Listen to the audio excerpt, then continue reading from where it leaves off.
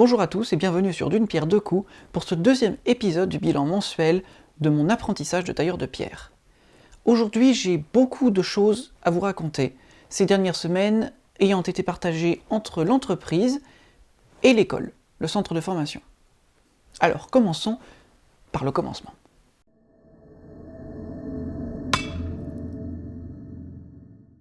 Dans la précédente vidéo, je vous expliquais en détail en quoi consistait le principal chantier sur lequel nous travaillons. Aujourd'hui, je peux vous affirmer qu'il est presque terminé. Toutes les pierres sont posées. Et du temps que j'étais au centre de formation, une bonne partie des finitions a déjà été faite. J'ai eu l'occasion d'y participer un petit peu. Alors je vais vous expliquer en quoi consistent les finitions de pose pour un tailleur de pierre. D'abord, il faut gratter les pierres avec un outil qu'on appelle le chemin de fer. Ça permet de bien toutes les aligner entre elles, d'enlever les défauts, les problèmes d'aspérité, de texture et surtout d'enlever toutes les traces d'outillage. C'est-à-dire les traces des disqueuses, de la débiteuse, d'éventuelles traces de ciseaux, bref, toutes les traces d'outils pour obtenir la surface la plus lisse et la plus droite possible. Ensuite, une fois qu'on a passé le chemin de fer, il va falloir enlever toutes les dernières petites aspérités, et notamment les quelques traces de chemin de fer, en passant un papier de verre dessus. Le papier de verre, ça ne se passe que sur des pierres qui sont tendres, très tendres, et qui sont bien sèches. Sinon ça ne marche pas, ce n'est pas efficace, le papier de fer, quand la pierre est humide, s'embourbe, quand la pierre est dure, ne gratte absolument rien, donc c'est vraiment réservé à des pierres qui sont très tendres. Comme le chemin de fer d'ailleurs, on ne peut pas aller passer le chemin de fer sur des pierres dures. Le chemin de fer est totalement inefficace, il s'userait beaucoup plus vite que la pierre, ça ne sert à rien.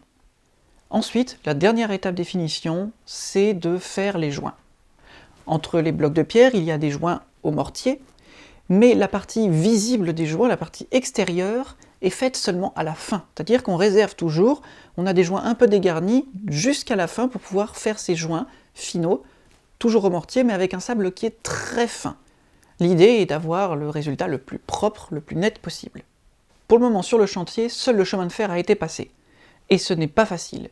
Pour moi qui commence, qui débute, je découvre un outil qu'il faut utiliser à la fois en déployant beaucoup de force, mais aussi en étant délicat et précis. Et rapide. Impossible d'avancer lentement avec le chemin de fer. On ne peut pas juste gratter un tout petit peu comme ça, c'est le meilleur moyen de faire des erreurs. Non, il faut, dès le départ, donner de grands mouvements, essayer d'être assez rapide. Bref, vitesse, précision, délicatesse et force, c'est pas facile. On m'a mis aux tâches les plus faciles, c'est-à-dire passer le chemin de fer sur des jambages, donc des parties qui sont droites, pas sur des détails de moulure ou des parties plus compliquées. Et pourtant, j'ai eu beaucoup de mal. Je crois que je me suis quand même pas trop mal débrouillé, mais bon, c'est très physique et je devais m'arrêter toutes les 30 secondes pour me reposer un petit peu. De manière générale, j'ai beaucoup aimé ce chantier. J'ai découvert plein de choses, appris plein de choses, vu presque toutes les étapes, finalement, entre enlever les pierres, poser des nouvelles, passer le chemin de fer, avec tout ce que ça implique derrière, ce qui est déjà énorme. C'est finalement l'essentiel de la maçonnerie que j'ai pu voir. Je suis très content d'avoir fait ce travail. Je suis également très content de l'entreprise dans laquelle je me trouve. Je crois que je n'aurais pas pu espérer mieux. Petite entreprise, donc on me fait faire plein de choses, plein de tâches très différentes, et surtout, et ça c'est absolument formidable, j'ai la chance d'avoir un chef qui me fait confiance dans mon travail. Il m'a laissé passer le chemin de fer alors que je n'avais encore jamais manipulé cet outil au centre de formation, et surtout, à un moment, il m'a laissé poser des pierres tout seul, en me disant qu'il ne viendrait pas vérifier derrière si elles sont bien posées. Ça impose le sens des responsabilités. Et croyez-moi, j'ai vérifié au moins 10 fois qu'elles étaient bien posées, ces pierres. Outre ce chantier, nous avons fait d'autres travaux qui m'ont permis de voir un peu de tous les aspects qu'on peut rencontrer sur un chantier. Nous avons démonté un échafaudage sur un chantier qui était déjà terminé. C'est pas facile avec des éléments qui sont parfois assez lourds, surtout au moment de les ranger, une fois arrivé à l'atelier. C'était la fin de la matinée, j'étais déjà bien fatigué, il a fallu encore soulever des poids importants. J'ai cru que je n'arriverais pas à tenir jusqu'au bout. Finalement j'ai réussi, mais je n'étais vraiment pas vaillant et il ne fallait pas trop de 2 jours pour bien me reposer derrière. Week-end. Nous avons également monté un autre échafaudage sur un autre chantier, dont je parlerai peut-être encore un peu dans la prochaine vidéo.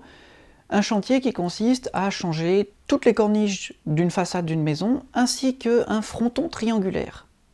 J'ai eu l'occasion d'enlever toutes les anciennes pierres de ce fronton et de cette corniche, et d'en poser déjà quelques nouvelles, et celles que j'ai posées, ce sont les deux plus grosses. Imaginez, entre la corniche et le fronton, il y a deux angles. On va trouver deux grosses pierres d'angle qui vont faire la jonction entre la partie horizontale et les pans inclinés. Et ces pierres-là, il fallait être à deux pour pouvoir les déplacer.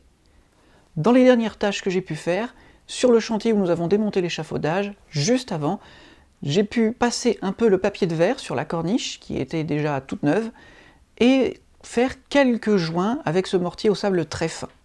Ça m'a donné l'occasion vraiment d'avoir un aperçu assez général de tout ce qu'on peut faire sur un chantier en tant que tailleur de pierre. Au centre, j'ai repris le travail que j'avais laissé la fois précédente, c'est-à-dire tailler une moulure le long de mon bloc capable, mon fameux parpaing que j'avais déjà taillé précédemment. La moulure n'était vraiment pas facile à tenir, surtout au début. Ça faisait 7 semaines que je n'avais pas tenu un ciseau, je n'avais donc plus du tout la main, j'avais perdu le peu que j'avais acquis, il m'a fallu quelques jours pour m'y retrouver, et donc quelques jours pour faire pas mal d'erreurs, au point que mon formateur m'a dit de modifier ma moulure, parce qu'il n'y a plus rien qui allait. J'ai dû modifier le tracé de ma moulure, et tout reprendre pour essayer de corriger les erreurs que j'avais faites. Finalement, j'ai réussi à aller jusqu'au bout, ma pierre est terminée, j'en suis assez content, même si, bon, c'est ma première, elle est pleine d'erreurs. Mais j'en suis content. J'en ai attaqué une deuxième, là, juste après, il n'y a pas longtemps. J'ai pour le moment eu juste l'occasion d'en faire à nouveau un bloc capable à partir d'une patate, donc à partir d'un bloc informe. Mais le prochain exercice sera vraiment très intéressant. Là aussi, il s'agit de faire une moulure tout autour du bloc, mais cette fois-ci, au lieu de faire suivre la moulure uniquement sur des faces droites avec un angle rentrant, il faut faire suivre la moulure sur une face concave. Ce qui va demander donc d'utiliser d'autres outils et d'autres techniques de taille. J'ai vraiment très hâte d'y être, mais il va falloir que j'attende le mois de février avant de retourner au centre. J'ai pu remarquer concrètement que j'ai fait de gros progrès entre mes deux blocs. Le premier, qui était d'une pierre assez tendre, il m'a fallu environ 8 jours pour, à partir de mon bloc informe, obtenir un bloc capable, bien parallélépipède. Sur cette pierre, un peu plus dure, il ne m'a fallu que 2 jours pour arriver au même résultat. Ce qui est quand même un progrès assez considérable. C'est très agréable de voir concrètement les progrès qu'on réalise, surtout quand on avance aussi vite. Je suis très content et ça me donne vraiment très envie de continuer à tailler la pierre. Mais si j'ai bien progressé pendant ces semaines au centre, j'ai eu quand même quelques difficultés. Notamment parce que le formateur que nous avons est nouveau. Il est arrivé il y a seulement quelques semaines, il doit donc prendre ses marques, apprendre à nous apprendre. Ce qui n'est pas évident. D'autant plus qu'il est tout seul, alors que normalement il devrait y avoir 2 formateurs. Le formateur que j'avais lorsque je suis arrivé est parti.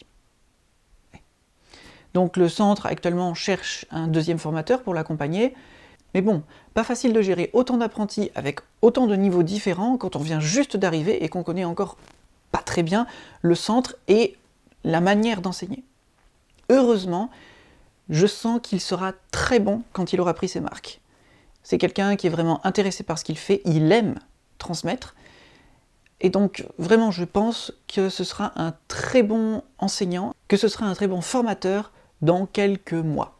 D'ici là, il faut attendre qu'il progresse un petit peu et surtout qu'un nouveau formateur arrive pour le seconder. Pendant les 3 semaines, je n'ai pas fait que de la taille.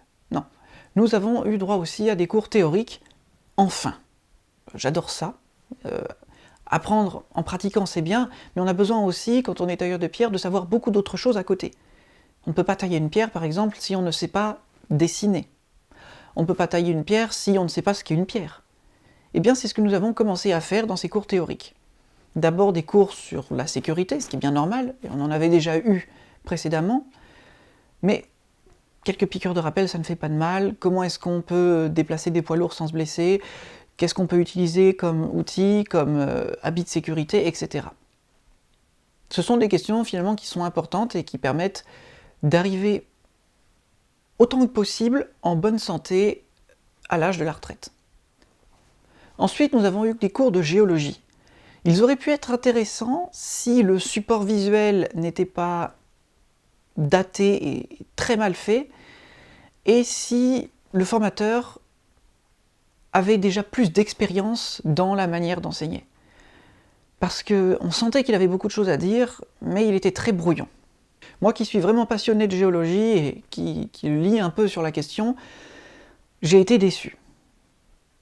Et puis, franchement, je n'ai pas appris grand-chose, puisque la plupart des choses que l'on a vues, c'était finalement le résumé de mes cours de lycée.